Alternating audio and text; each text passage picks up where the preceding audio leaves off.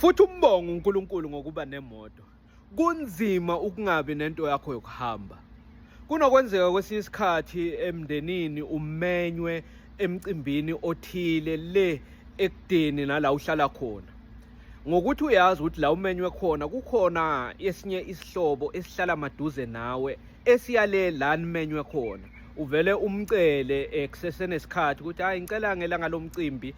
undlule kimi ungithathe ngizokulasa ngizokuhlangabeza ngikulekelele ngemali yepetrol yabona awungangisiza ngaloko uyobe uyilwile avela avuma athi hayi akunankinga phela wena vele awusiye nje umkhaya kuphela wakithi ngizondlula kuwe ngikuthathe ngicela 7:45 ngelanga lomcimbi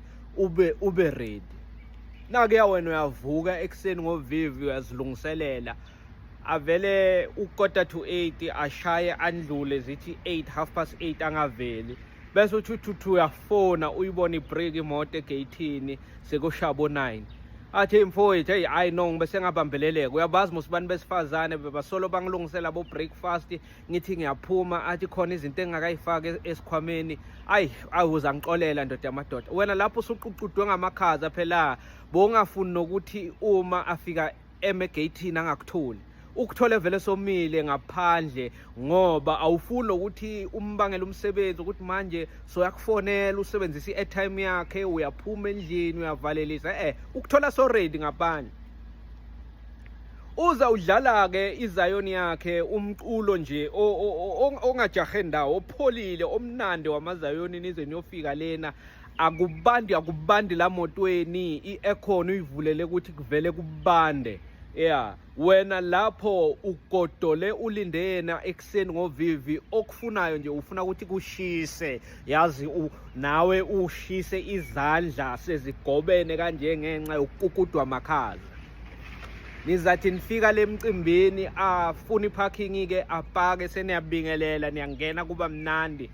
kodwa iyophinde isuke inkinga sekuyisikhathi sokuthi manje kumele niphindele emumva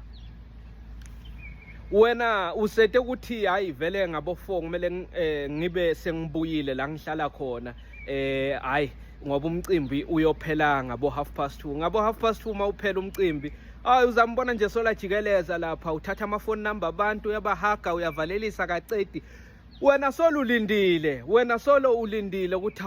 phela kumele sihambe kodwa manje ngeke futhi ukhona kumqondo ukuthi hayi mfowethu ngisacela ukuthi sisale sihamba noma ngabe umnikile leyo 80 rand ukuthi uhambe naye anaye ethe ipetrol noma uzawubona ukuthi le 80 rand omnike yona uyisebenzisa kanjani awukwazi ukuthi bese